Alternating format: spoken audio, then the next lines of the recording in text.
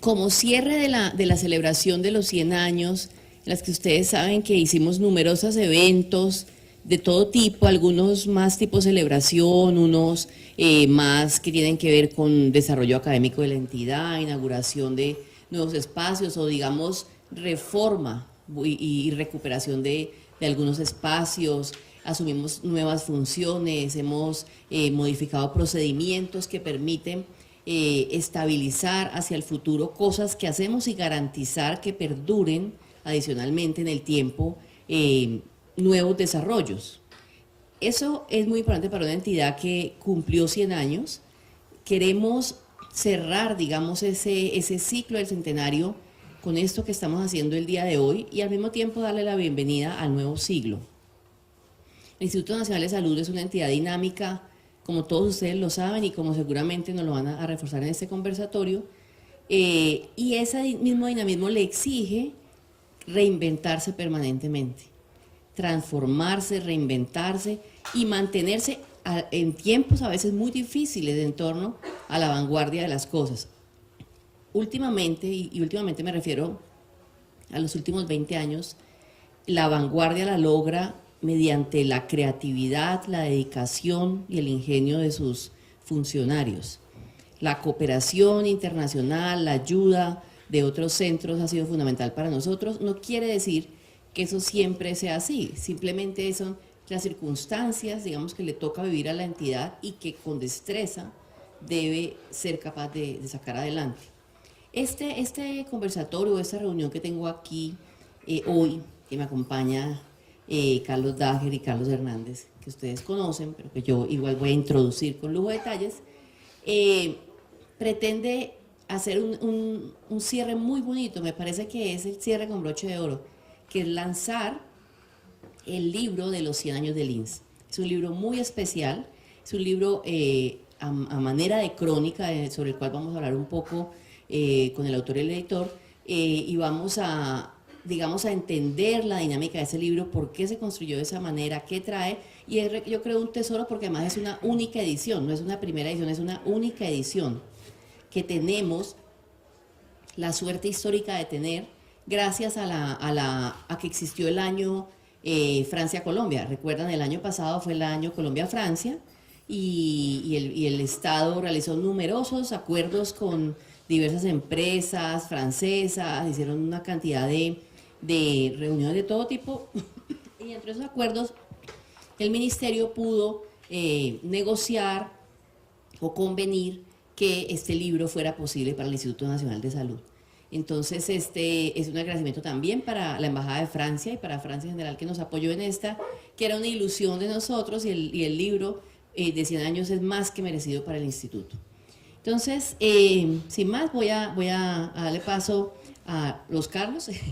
Ahí tengo a Carlos Dager. Carlos Dager, para los que no lo conocen, él es asesor del despacho del ministro de Salud Alejandro Gaviria, él es periodista, comunicador social de la Universidad Javeriana y él ha sido autor, coautor y director editorial de numerosos libros. Aquí me permito leer algunos: Al derecho y al revés, la revolución de los derechos sexuales y reproductivos en Colombia, La salud y la comunicación, Manual de teología y 12 personajes en busca de psiquiatra, diversos artículos, ensayos, discursos, numerosos documentos que seguramente han leído, la mayoría relacionados con el periodismo de ciencia y salud, porque en eso, digamos, se ha especializado en los últimos años. Sin embargo, él durante 15 años ejerció el periodismo que todos vemos en los medios de comunicación y trabajó en el periódico El Tiempo, en el periódico El País en España, y además de ser esos periodistas que vemos diariamente, digamos que su camino, no sé, o la vida,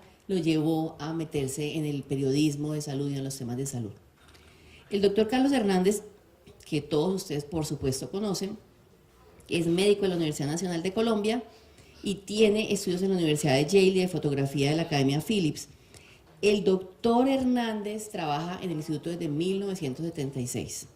Digamos que conoce muy bien el instituto, ha estado en diferentes áreas, pero además ha acompañado al instituto en muchas etapas desde 1976.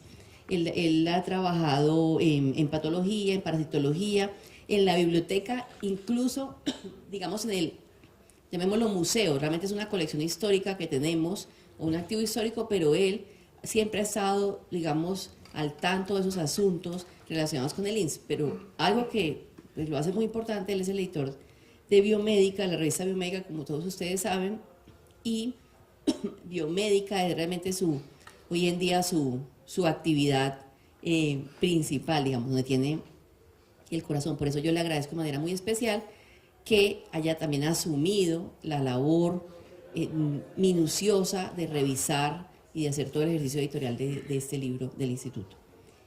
Bueno, además de ellos, hay todo un equipo humano que los respaldó, también desde la misma Biomédica, diseñadores, comunicadores, personas del INS, asesores de la dirección que leyeron y releyeron y revisaron muchas veces cómo iba ese manuscrito. Entonces es un ejercicio, digamos, colectivo que hoy culmina con un ejercicio colectivo. Por esto, ustedes como instituto, nosotros, digamos, los funcionarios del instituto tenemos la primicia de este lanzamiento. Nosotros vamos a hacer un lanzamiento en sociedad, digámoslo, del libro, con actores externos, más tarde, ahorita por la tarde, pero antes de eso necesariamente teníamos que hacer el lanzamiento en primicia con la gente del INS, y la gente del INS tenía que ser la primera que tuviera el libro. Por eso al terminar este conversatorio, cuando ya salgan a tomar el café, pues tendrán el libro que los está esperando, y como les escribí en el correo hace como 2 semanas, o hace una semana, no me acuerdo, los que no estén aquí o queden faltando, pues van yendo a Talento Humano a reclamarlo. Pero pues qué dicha uno ir ahorita y reclamarlo de una vez, porque antes de que nadie lo ha visto. El libro está en las cajas ayer. Entonces, bueno, voy a dar entonces paso, si les parece, y quisiera hacerles unas preguntas. Luego obviamente podemos ir cambiando en la medida que conversemos, pero hay cosas que me parecen de interés y que me parece que pueden orientar la charla. Bueno, Carlos, cuéntanos un poco sobre la estructura del libro. Nosotros, o los que han visto incluso los preámbulos, que fue el preámbulo que fue publicado en El Tiempo, en El Espectador, saben que hay algunos capítulos con unos nombres además muy lindos, unos nombres bien llamativos, poéticos casi. Entonces tiene 5 capítulos. ¿Cómo es el libro? ¿Cómo fue concebido? Si tuvieras que contar de qué se trata ese libro, ¿cómo es? Muchas gracias, doctora Ospina. Buenos días a todos, qué honor estar acá. Primero quiero agradecerle por haber mencionado a las personas que participaron. Es un poco injusto siempre esto de que uno está bajo las candilejas y se lleva el crédito y desconocer el trabajo de diseñadores, este editor que afortunadamente me acompaña hoy, me parece muy valioso. Gracias por haberlos mencionado. Vigilantes de la Salud está, como la doctora dice, tiene 5 capítulos. El primero de ellos, y de hecho el libro nació como una serie de crónicas independientes. La historia del instituto es tan compleja que es muy difícil lograr una narración. Si nos inclináramos por una narración lineal, sería muy compleja porque teníamos que mencionar muchas áreas en un mismo momento histórico y se volvería una lectura complicada. Pues eso nos pareció desde un comienzo. Entonces elaboramos 5 crónicas temáticas que igualmente, de todos modos, avanzan históricamente. El primero, gracias por mencionar los títulos, la primera crónica se titula El Apocalipsis fue ayer, y con eso quise aludir a esa sensación que tenemos de que todo tiempo pasado fue mejor cuando exactamente pasa todo lo contrario. Y sitúo la primera crónica con la gripa española de 1918, estamos a 3 meses de conmemorar el centenario de esa gripa, y me parecía un excelente punto de partida, como un punto de referencia para compararnos con la evolución que hemos tenido. Entonces, el Apocalipsis fue ayer sitúa el contexto histórico del nacimiento del Instituto Nacional de Salud. La segunda crónica se titula Guardianes del Fuego, y con ella se alude a originalmente cómo el virus de la viruela era inoculado en los brazos de niños para mantenerlo activo. Hoy tenemos cadena de frío, afortunadamente, y otras técnicas que permiten mantener la actividad del virus y no usar niños para mantenerlo vivo. Y Guardianes del Fuego alude a eso, a esta visión primitiva del fuego que se debe compartir entre unos y otros y cuya pérdida es terrible para las comunidades. El virus se perdió efectivamente en algunos momentos de nuestra historia. El tercer capítulo se titula 7 plagas. Es un mal cálculo de las enfermedades tropicales que nos han afectado y sus respectivos vectores, y alude a la investigación lograda y los avances científicos logrados por el instituto. El cuarto es Aguas Arriba, que describe ese momento un poco particular del Instituto Nacional de Salud cuando tuvo a su cargo el plan de saneamiento básico rural, la construcción de acueductos en conglomerados de menos de 2.500 habitantes. Fueron 20 años construyendo acueductos.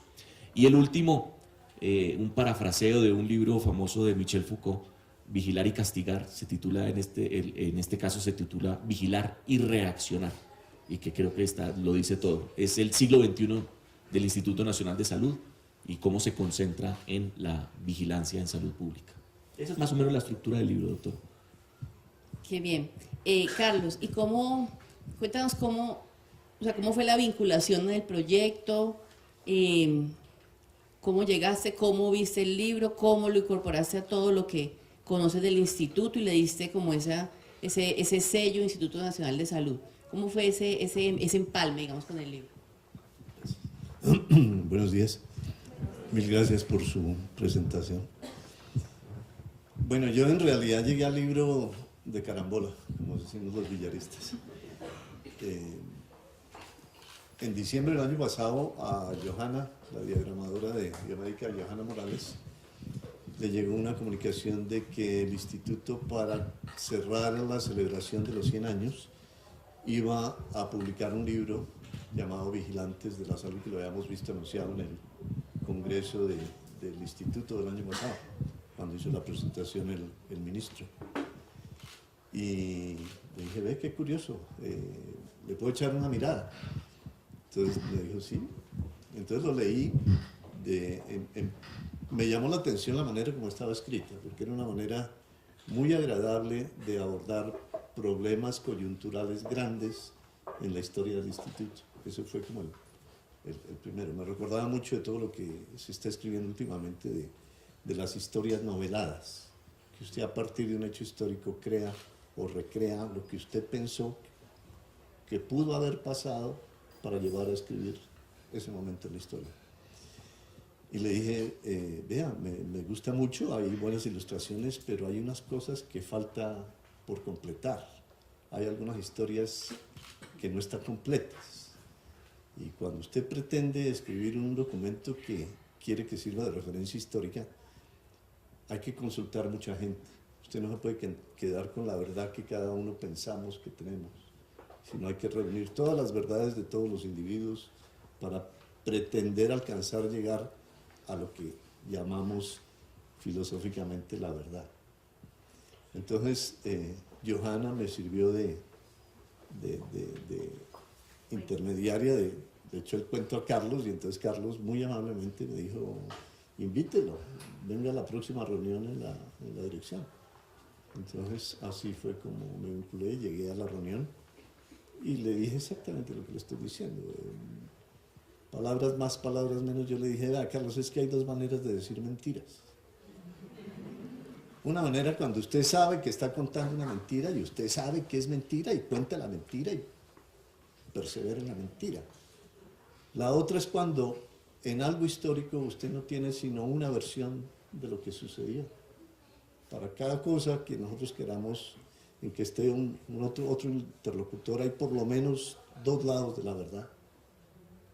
Y en una historia como esta, donde han transcurrido y participado tantas personas importantes en el desarrollo científico del país, tienen que recurrir a muchos elementos. Le dije, esas son mis condiciones. Si usted quiere que yo colabore en algo, vamos a hacer algunos ajustes en algunos de los capítulos para que el documento que queda sea lo más fiel y fidedigno a lo que ha sucedido acá. Y a partir de eso, entonces, hicimos muy buena empatía de entrada con Carlos. Entonces, cuando eso se da, es muy fácil trabajar. No hay cosa más incómoda que trabajar con una persona con la que a uno no le cae bien, o que uno se da cuenta que a uno no le cae bien a la persona, es incomodísimo. Pero afortunadamente hicimos buena empatía y empezamos a trabajar en grupo, y con Johanna Morales, fundamental en la diagramación del libro, que todos los conceptos modernos en cuanto a diagramación de libros y de revistas lo tenemos actualmente con Johanna, que es la diagramadora de la revista Biomédica, y con ella hemos llevado trabajando ya 4 años, 5 años, Entonces ya sabemos cómo somos y cómo actuamos. Y obviamente un libro que salga del Instituto Nacional de Salud tiene que llevar toda la rigurosidad en cuanto a la metodología y en cuanto al idioma, que es otra de mis debilidades.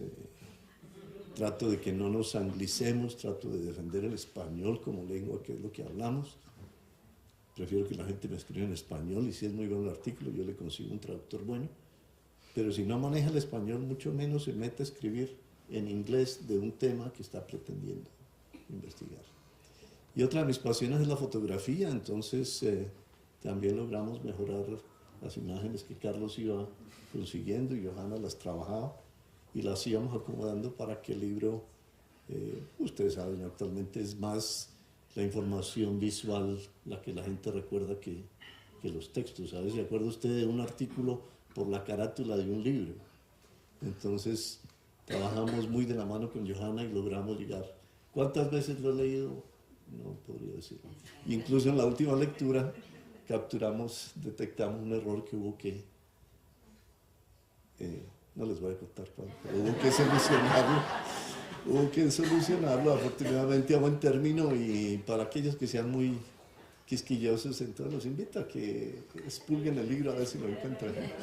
Y los van a encontrar, no hay proyecto editorial que este libro uno puede leerlo 500 veces y va a encontrar o la coma o el dato que pudo haber matizado. Es un ejercicio infinito y por eso mismo tan grato. Ahora, tratar de incluir toda la historia del instituto en 100 años, en 230 páginas. Entonces por eso me pareció que el hecho de que hubieran seleccionado 5 crónicas muy bien escritas, muy agradables, fue algo que me llamó mucho la atención, y por eso pues decidí participar con lo que yo pudiera. Muy grato ese apoyo, ahora que estamos en el Tour de Francia, es ahora como tener que uno ya cree que terminó la etapa y de repente aparece una curvita y todavía está lejos la meta, pero se le aparece el hincha que empieza a darle ánimo ya en la recta final, y de verdad los conceptos técnicos, especialmente Carlos, fue muy oportuna su asesoría, y obviamente apasionados por el idioma, de modo que ahí tuvimos mucha empatía. Sí, yo tengo que decir que tanto corazón, digamos, le puso realmente el doctor Carlos Hernández, que Carlos Daher me dijo, definitivamente hay que compartir los créditos en la carátula con el editor del libro. O sea, es así de importante su colaboración y así de significativa para la transformación del libro. Entonces, eso es muy importante. Y también, no puedo dejar de mencionar a Johanna. Yo mencioné el grupo de diseñadores y personas que han estado detrás, pero Johanna, de manera particular, con una disposición increíble, realmente, de sábado, domingo, noche, domingo y festivos. Es casi una, no sé, nos daba esa pena, con una dedicación y una entrega a este proyecto que de verdad te quiero agradecer en nombre del instituto. Es un gran trabajo el que está detrás para que ese libro exista. Que se ponga de pie, Sí, que la para que vean. vean. Sí, ¿no?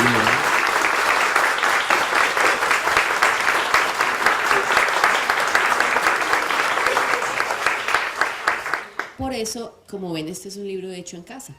Es un libro que hicimos en la casa, no es un libro que se mandó a que lo hicieran afuera o algo, es hecho en la casa con las personas de biomédica, del corazón del instituto, con el ministerio, y por eso es un libro bien especial. En el libro, Carlos, este libro de los 100 años pues tiene todo esto. No es la primera vez que se escribe sobre el INS. Ya se han escrito crónicas, artículos, incluso hay un libro a los 80 años que se consideraba como el libro de oro, un libro que era en parte una narración, en parte algunos artículos temáticos de diferentes asuntos, diferentes temas científicos, pero este libro viene como a recolectar, digamos, todo eso que existe y mediante unas crónicas transmitir una idea global del instituto.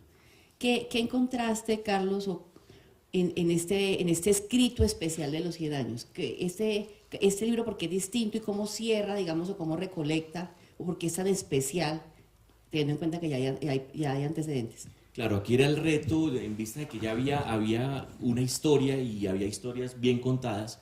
Quizás el esfuerzo fue contar una historia un poco más coloquial, porque hay una terminología científica que reduce el público de los textos escritos. Entonces uno Una primera decisión fue que fuera en formato de crónica periodística. Carlos la llama historia novelada, pero realmente no hay hecho que no hubiese tenido su nota a pie de página de dónde encontré eso. Era la primera. Y lo segundo era cómo contar cosas que ya se han contado. O qué nuevo contar de ese tramo de la historia que ya se había contado. Entonces yo creo que hallazgos del libro que me parecen interesantes y que no se habían descrito era, por ejemplo, haber puesto como telón de fondo la gripe española de 1918 para contar la historia. Fue una decisión que tomé porque me parecía que era apropiado. Pero después el gran reto era, ¿y qué tenía que ver el Instituto Nacional de Salud con esta historia? O sea, pues, o es que la gripa pasó y la gente del instituto se cruzó de brazos. Entonces, una de las primeras historias que se cuentan ahí, que me parecen llamativas, es la participación del instituto en las autopsias del doctor Bernardo Samper Sordo y Jorge Martínez Santamaría. Ellos participaron en las autopsias y eso apareció registrado en el informe de Pablo García Medina, el presidente de la Junta Central de Higiene, registró esa colaboración del instituto recién creado en esas autopsias para encontrar lesiones de neumonía en los cadáveres y para encontrar algunos bacterias, neumococo, estafilococo en los cuerpos, me parece, y ahí ya estaba reflejándose la identidad del Instituto Nacional de Salud en un momento histórico. Otro hallazgo, yo siempre creí que Carlos y los lectores del libro me iban a decir que me había amañado con una historia, y era la historia de cómo llegó el virus de la viruela, porque le dedicó más de 10 páginas a contar. Evocaciones literarias. Una evocación, de hecho, tiene una evocación literaria, doctora, muy, muy interesante. Cuando sale de La Coruña un barco, Carlos IV está preocupado por el azote de la viruela en el Nuevo Mundo, estaba diezmando la población y se emprende lo que se llamó la expedición filantrópica de la vacuna, que fue una hazaña histórica. Y sale un barco de La Coruña con 22 niños, y los 22 niños se van cada ciertos días, van y se pasan el virus de la viruela. Esa rama principal de la expedición filantrópica de la vacuna fue contada en una novela de Javier Moro que se titula Flor de Piel, pero narra la historia de los 22 niños que llegaron a Venezuela y tomaron el rumbo a México, y de México se renovaron los niños, estos 22 se quedaron en México y los otros continúan su trayecto por el Pacífico hacia Filipinas e incluso China, y Balmis le dio la vuelta al mundo y terminó besando las manos del rey en 1806. Pero la parte que era mucho menos contada es la rama que tomó por el sur. Decidieron, desde Venezuela, cogen nuevos niños, remontan el río Magdalena y a diestra y siniestra del río van inoculando las poblaciones. Y de hecho el cubrimiento para hacer 1804, cómo cubren toda la población y van renovando a estos niños que me parecen unos... Hoy en día solemos confundir la palabra héroe con la palabra víctima. Yo todavía no sé si estos niños fueron héroes o fueron víctimas, pero me parece un relato bastante... Efectivamente, ha inspirado textos literarios. Espero que algún día algún novelista nuestro cuente o narre esta historia, en este caso sí novele la historia de la expedición en Colombia. Otro hallazgo, bueno, en la literatura nos gustan mucho las coincidencias históricas.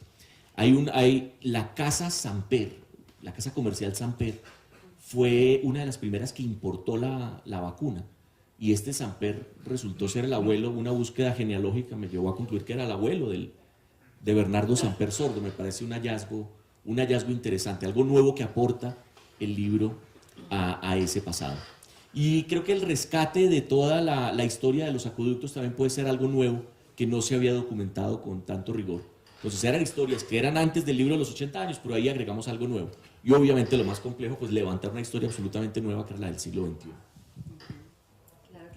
Como ven, el libro tiene la historia del instituto, por supuesto, en forma de crónica, pero tiene esas evocaciones literarias que lo hacen, yo considero desde mi lectura como íntegro, como con un contexto mayor que la sola historia del INS, y le da un sentido, además, que el Instituto Nacional de Salud haya llegado a existir. Hay un objetivo, doctora, que intenté perseguir en toda la elaboración del libro, era mostrar que estos logros de la salud pública, la manera como doblamos la esperanza de vida en los años 1918 eran 40 años, hoy vamos en 74 y más. Esto no es el logro de una institución, es el logro de un mancomunado y es un proceso histórico. Yo quisimos rescatar este proceso para evidenciar que, que las instituciones se conforman por muchas manos, no es solo una entidad la que hace estos logros. Y además de alguna manera también justifica que las instituciones existan. O sea, hacen necesario que los países tomen decisiones de que ciertas entidades existan y perduren. O sea, no se da tampoco solo, tampoco existe ese progreso de manera espontánea. Los gobiernos son efímeros, las instituciones permanecen. Creo que hay un mensaje que he querido plasmar ahí en cada una de esas partes. Bueno, hay un capítulo, todos son muy interesantes, pero en el cuarto, ¿qué pasa en el cuarto? Porque siendo uno editor del libro, pero además siendo el protagonista del capítulo, ¿cómo cuentan un poco más, o siendo un actor ahí del capítulo, cuéntanos un poco más de ese capítulo cuarto? De las 7 plagas, ¿no? 7 plagas y el cuarto biomédica. Y el cuarto biomédica. Bueno, en cuanto al de las 7 plagas, la historia va de la siguiente manera. En el año 87, el profesor Augusto Corredor, que en ese entonces era jefe del grupo de parasitología, me dice: oiga, Carlos Arturo, tengo un problema tenaz. Me embarqué y me ofrecí que el instituto organizaba el segundo Congreso Latinoamericano de Medicina Tropical y debo ya 40.000 pesos. ¿Qué hacemos? Profesor, si usted quiere, pues armamos un grupo y colaboramos. Yo acabo de regresar de hacer la maestría en Johns Hopkins y de una de las cosas que me tocó aprender fue el uso de los computadores. Entonces, profesor, si nos vamos a meter con toda América Latina, metamos esto por computador. Y organizamos, y de un congreso que empezamos debiendo 40.000 pesos, terminamos con un superávit gigantesco para la Sociedad de Parasitología, y el nombre fue para el instituto, porque los dos éramos del instituto. En la biomédica fue el segundo evento en que las memorias del evento latinoamericano se publicaron en biomédica, se entregaron a todos los asistentes. Tenemos una asistencia como de 1.200, 1.300 personas de toda América Latina. Entonces, después de eso, el profesor me dice: bueno, ¿y usted dónde va a trabajar? Le dije: profesor, me asignaron a epidemiología y no quiere venir a trabajar a parasitología. Le dice: profesor, pues una de mis debilidades ha sido las enfermedades tropicales. Si usted me invita y cuadra todos los revueltos esos administrativos del cambio de eso, que el cupo, que la plaza. Llegado allá, me asignó la tarea de organizar el programa de leishmaniasis a nivel país. Teníamos reuniones con la gente del ministerio, cada mes, cada 15 días revisamos las estadísticas, y en el año 90 logramos que la leishmaniasis fuera una enfermedad de notificación obligatoria. Para eso entonces decidimos, profesor, hablando con el profesor Corredor, uno de los problemas es que la gente no sabe diagnosticar la leishmaniasis. Entonces decidimos organizar unos talleres itinerantes de donde quiera que nos llamaran para enseñar la enfermedad. Entonces organizamos unos talleres de 40 horas. El compromiso del servicio de salud era conseguir por lo menos un paciente para cada asistente al taller. Entonces iba el grupo de entomología, Cristina Ferro, iba el grupo de patología, Gersaín, con su laminero para enseñarle a los patólogos locales. Elvia llevaba los hámsters. Hay muchas historias. Fuimos una vez a San José del Guaviare y nos robaron los hámsters, en los que íbamos a inocular las cepas de Leishmania, y poner trampas en el monte para cazar chuchas, echarles polvillos fluorescentes a las mosquitas para ver la distancia de vuelo. Hay una cantidad de historias gigantescas. Entonces empezamos a organizar todo el programa de leishmaniasis y logramos que el ministerio comprara el medicamento. Pero para que el servicio seccional pudiera recibir ese medicamento nos tenía que mostrar las láminas que confirmaban el diagnóstico de la leishmaniasis. Entonces eso implicó también necesariamente pues, el entrenamiento de mucha gente, de bacteriólogas, biólogos, entomólogos, patólogos, médicos generales, dermatólogos, etc. Cuando ya lo teníamos bien estructurado el programa, entonces llegó la orden del ministerio, que yo veía aquí entre 30 y 40 pacientes diarios de leishmaniasis, y nos dijo, ustedes no tienen por qué ver pacientes en el instituto. El instituto es de referencia y contrarreferencia. Y nos dieron la orden de transferirle el programa de leishmaniasis al Federico Lleras Acosta. Coincidió que en esa época Jorge Boscher había ido a la Universidad de Yale a profundizar en virología, y allá estaba el doctor Robert Tesch, que era fanático de la leishmaniasis. Entonces se firmó un convenio con el instituto para hacer investigación en leishmaniasis, y de ahí surgieron muchas publicaciones, la distribución original de las diferentes cepas de leishmaniasis en el país, tanto en forma cutánea como en forma visceral. La identificación, el instituto fue la primera institución del país en identificar las diferentes especies de leishmania. Generamos los mapas de distribución de las diferentes cepas de leishmania, etc. Entonces, cuando la historia estaba un poquito, le faltaba profundizar, le dije, Carlos, pues yo trabajé en eso mucho tiempo y sigo metido en la leishmaniasis, entonces es justo con la historia completarla. Y la biomédica me parecía que era absolutamente necesaria. Claro que yo hablo con sesgo, pero la biomédica es algo que yo considero que ha sido un logro muy importante del instituto. Entonces, no lo sabe, el profesor Guzmán no sabe que la foto de él está incluida ahí en el libro. Y entonces contamos un poquito la historia de lo que fue la evolución de la biomédica. Cuando hubo la crisis grande en el año 95, que llegó Fernando Palomino y pensionó al doctor Guzmán. No es que el doctor Guzmán se hubiera pensionado, Fernando Palomino lo pensionó. Entonces vino la crisis para la biomédica, porque el doctor Guzmán fue el creador y el editor de biomédica todos esos 15 años. Entonces, igual, lo que le pasa a las publicaciones científicas seriadas del país. Con Álvaro Rodríguez de la Academia de Medicina decimos, la historia de las revistas científicas del país se puede resumir en estas palabras. Volumen 1, número 1.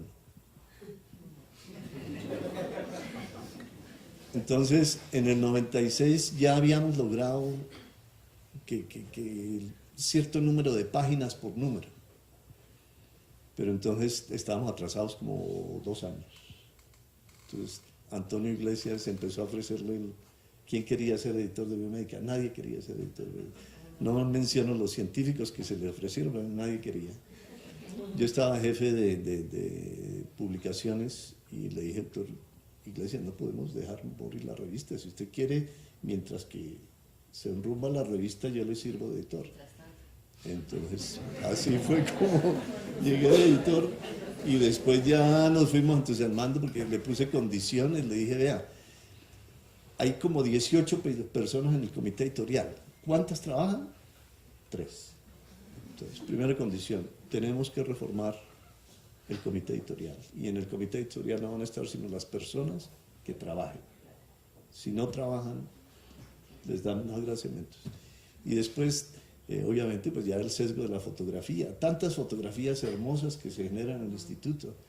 Entonces yo le presenté al comité y le dije, imposible que no podamos conseguir 4 buenas fotografías al año para cambiarle la portada a la biomédica, y fue bien aceptada y he seguido con ese cuento. Cuénteme esa portada cuando la rediseñan. ¿Por qué la mastigote de Leishmania en la portada? Bueno. 2 razones que no las sabían hasta ahora, lo hago pública. Esa primera carátula, yo me vinculé al instituto fue a través de la fotografía. Yo había estudiado fotografía después de que terminé estudios de literatura en una academia donde era profesor de español. Y cuando llegué a Colombia nuevamente, que me metí a estudiar medicina, llegó el primer microscopio electrónico al instituto, que son cosas bien curiosas. Cuando ustedes miran la marca de ese microscopio, es hecho por una compañía que hace instrumentos musicales en Inglaterra.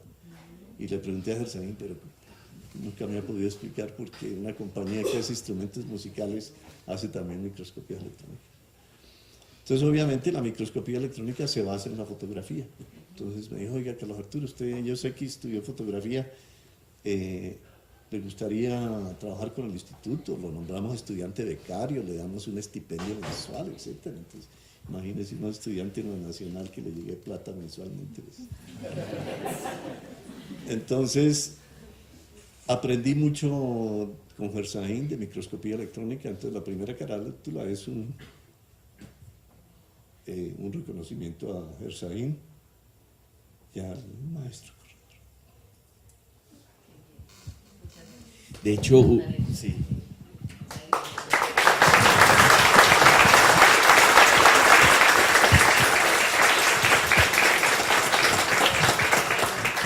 Biomédica fue el norte, quiero agregar a eso, fue el norte para construir la historia del siglo XXI, nos marcó como los criterios de selección de qué vamos a mencionar acá. Entonces hubo como dos criterios para decidir qué trabajos vamos a rescatar de valor científico. Entonces uno de esos fue los artículos de mayor impacto publicados en Biomédica y el segundo fue los artículos con participación del instituto más citados en publicaciones internacionales. Biomédica fue fundamental para la construcción del presente de nuestro instituto. Cierto es. Por eso les agradezco mucho al doctor Carlos Hernández compartir estas cosas, porque tenemos muy poco tiempo para tener ese tipo de conversatorios tan interesantes, ¿o no? Carlos, en el último capítulo, o sea, mucho hablamos de los CDC, mucho hablamos, de hecho, aquí hay hoy gente, o sea, siempre lo estamos viendo en este momento, sin embargo, no es la primera ni será la última vez que tenemos una colaboración estrecha, sobre todo con agencias de Estados Unidos, sobre todo, sí, digamos que es más homólogo a nosotros. Sin embargo, haces una comparación con la Fundación Rockefeller y las primeras colaboraciones y el CDC ahora. Cuéntanos sobre eso o cómo lo ves desde afuera. Además, muy interesante cómo lo ves, además estando en el ministerio, lo que el instituto hace y cómo tiene, digamos, un trabajo que siendo del instituto va y viene permanentemente con Estados Unidos y tenemos colaboradores aquí, vamos allá, ¿cómo? Sí, a mí siempre me ha llamado la atención un poco y lo veo hasta con preocupación, un poco primero por una parte el discurso de la dignidad nacional, el discurso nacionalista, y cuando evaluamos la historia de la contribución de la Fundación Rockefeller, hay algunas, y lo digo en femenino porque son investigadoras generalmente que han planteado que la utilidad de esta colaboración, en un extremo encontramos que la colaboración permítanme, pongo un poco en contexto, muchos de ustedes ya conocen esta historia, la Fundación Rockefeller vino en la tercera década del siglo XX a colaborar con Colombia puntualmente en varias enfermedades, pero puntualmente en fiebre amarilla. Colombia fue el escenario donde se probó la vacuna contra la fiebre amarilla. Inicialmente Bernardo Samper Sordo quiso que esa investigación se llevara a cabo en el Samper Martínez. Finalmente se decidió crear un instituto al lado de hecho, era en el mismo vecindario del Instituto Samper Martínez, que era la sección de estudios especiales. Y gracias a las becas de la Fundación Rockefeller se formó una camada de científicos colombianos que hoy en día recordamos pues, que tienen gran renombre. Jorge Boschel, Augusto Gasgalvis. Entonces, bueno, hay unos primeros discursos que dicen que la fundación cambió las prioridades de la salud pública en Colombia, o sea que buscó temas que no eran prioritarios, pero hay otro discurso más benevolente que reconoce que sin esta colaboración pues no habríamos avanzado, o sea, una visión un poco más pragmática. Entonces me parece que eso lo contrasto con hoy somos menos renuentes a la colaboración internacional, entonces sí me parece que hay un paralelo importante para destacar que la Fundación Rockefeller formó y sentó las bases de la parasitología, la virología, la epidemiología dentro del instituto, y todo ese legado que se fusiona con el instituto ya oficialmente en el año 61, pues es parte de lo que heredamos, que tenemos hoy en día. Y eso mismo lo percibo una historia paralela. La Fundación Rockefeller envió gente y vieron que el Samper Martínez era el lugar adecuado para las investigaciones, ya mostraba la calidad de los profesionales que había en Colombia. Lo mismo pasa con los CDC, que encuentran una calidad y deciden convertir a Colombia en socio, me parece que estamos viviendo, cuando ya contrasto las dos historias y empiezo a ver esos dos relatos, digo, hombre, reconozcámoslo en nuestro presente con la investigación en SICA. Yo le encuentro muchas similitudes a el valor histórico que tendrá en el futuro cuando van a decir, gracias de la mano del Instituto Nacional de Salud de Colombia, logramos avanzar en el conocimiento de una enfermedad, así como en el pasado se hizo con la fiebre amarilla, que de paso dio paso a la investigación en leishmaniasis, en Chagas, porque esta gente no se conformó con la fiebre amarilla, buscó problemas que eran más propios. Entonces, al final, el balance que hago de la colaboración internacional es muy positivo. Me inclino por una lectura más pragmática que por una lectura nacionalista, como en algún momento algunos académicos lo hicieron. Pues muy respetable, pero creo que la posición pragmática es más valiosa para los resultados que estamos viendo hoy día. Bueno, y digamos, en la medida que avanzaba el libro, ya viéndolo terminado, y esa es una pregunta necesariamente hecha para ti, que eres, digamos, un externo al instituto, aunque estés en el ministerio, ¿cambió la percepción del instituto? ¿Y crees que se transmite en el libro esa nueva percepción para que los que lo lean, muchos de ellos jóvenes, que ni siquiera saben qué es el Instituto Nacional de Salud, pueden recibir una percepción renovada, pero a la vez integral del instituto? Sí, de hecho le cuento una anécdota, doctora. Yo cuando empecé a leer los textos de los primeros 80 años, yo veía una institución grandiosa. Yo veía ya cómo se había consolidado esa historia y nos mostraba un Samper Martínez que producía millones de vacunas, que estos dos personajes fundadores, toda esta camada de gente que viene con la Fundación Rockefeller, yo veía una institución muy grande. Y aunque yo sabía que tenía que levantar la historia del siglo XXI, estaba temeroso. Digo, ¿qué tal que yo no me encuentre con un relato tan grandilocuente, por decirlo de alguna manera? Tuve ese temor. Yo creía que estaba enfrentando el relato de una institución que había perdido muchas capacidades. Pero cuando empiezo a adentrarme en la historia de la vigilancia epidemiológica, un capítulo enriquecido, y le quiero dar mi agradecimiento al doctor Franklin, que enriqueció ese capítulo, muchas cosas de ese capítulo se deben al doctor y su pasión por la vigilancia, de la historia de la vigilancia epidemiológica, empiezo a encontrar un relato igualmente grande.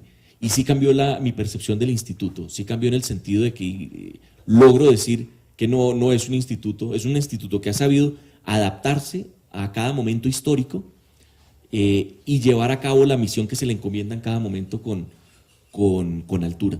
Entonces, al final, la satisfacción fue grande de lograr ese quinto capítulo con no digo grandilocuencia hueca, sino con la justicia histórica que merecía. Y claro, el reto era haber levantado ese fragmento de historia que yo creía que era un vacío, y de repente empiezo a escarbar en biomédica, en documentos, en la prensa y en las entrevistas, que esa historia era equiparable a ese pasado grande donde había nacido. Exacto, un presente grande de un pasado grande. Un pasado grande que continúa siéndolo.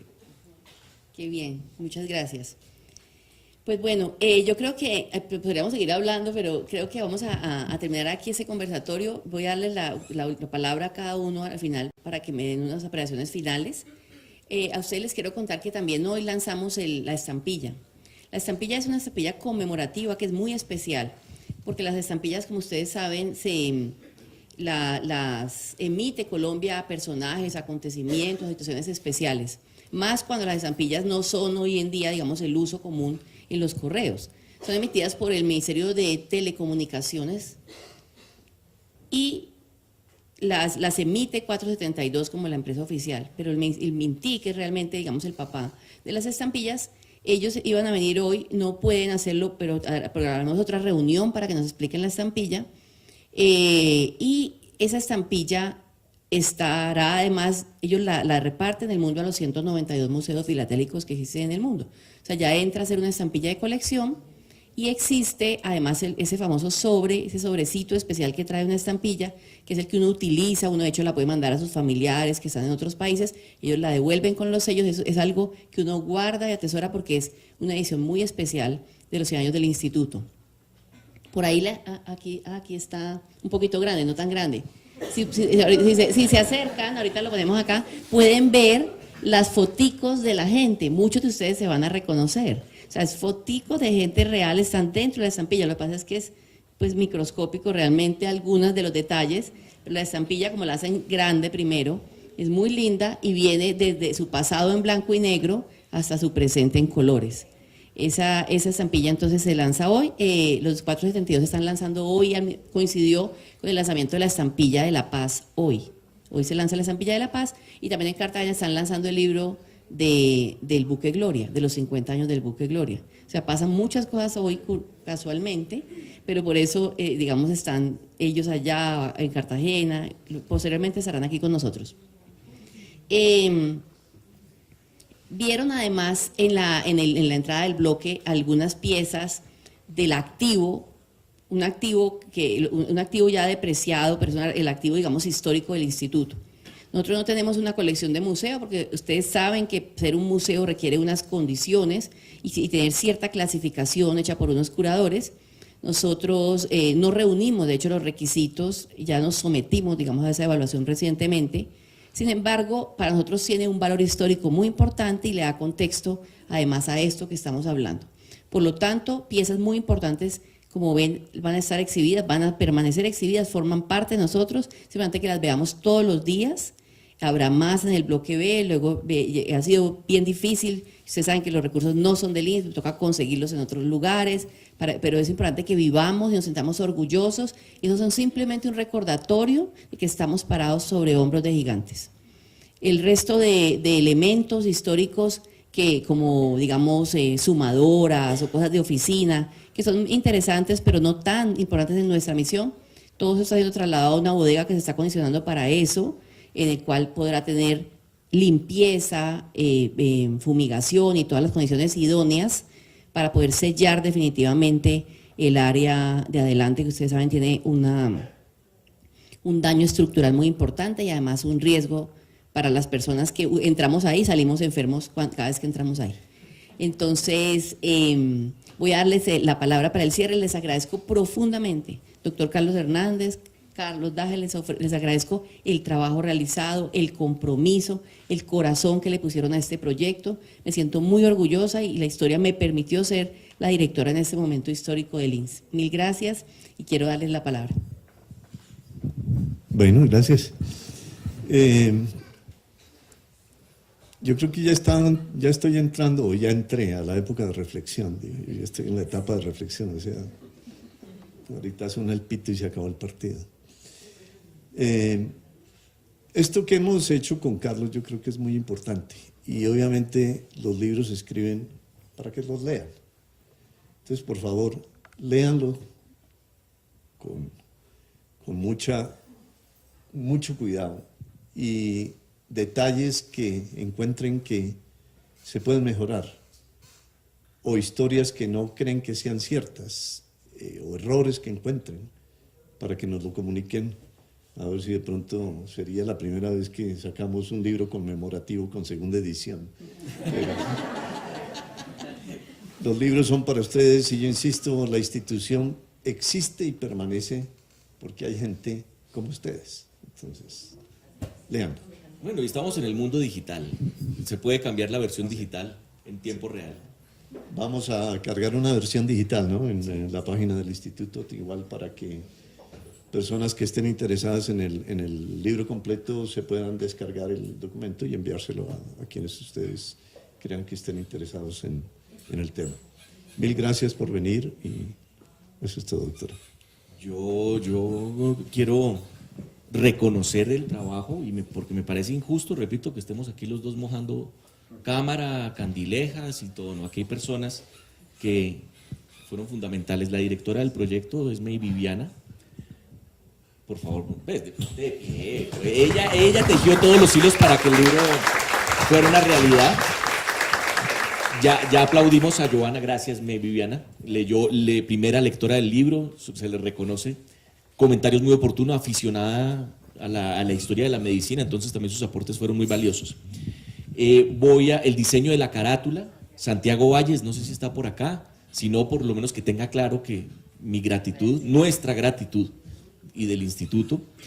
Alexander Casas, que de milagro no contrajo algún virus raro porque se fue, sí, se iba a la sección de documentos viejos. Yo sabía dónde estaban los libritos donde había olvidado fotografiar o había olvidado ya, y había un punto que yo no podía ir, y Alexander, no, yo voy, yo intento. Hombre, se iba a gozarse los libros, los manuscritos viejos de la Luis Ángel Arango. Buena parte de las fotos rescatadas se deben a ti, hermano. Gracias. Giovanni Sanabria, Claudia Clavijo, Imelda Flores en la biblioteca. Abusé de su amabilidad, su tiempo y su generosidad. Herminzo Ruiz, fotógrafo del Ministerio de Salud, que donó fotografías para este proyecto. Gracias, compañero. Carolina Villada, que nos acompañó desde el primer día, no sé si está, pero también desde las comunicaciones. Muchas gracias. Obviamente este listado es supremamente injusto. El doctor Quijada también me recibió llamadas a medianoche, las entrevistas. Espero que estos no aparecen en las páginas citados en el libro, pero yo sé que ustedes van a entender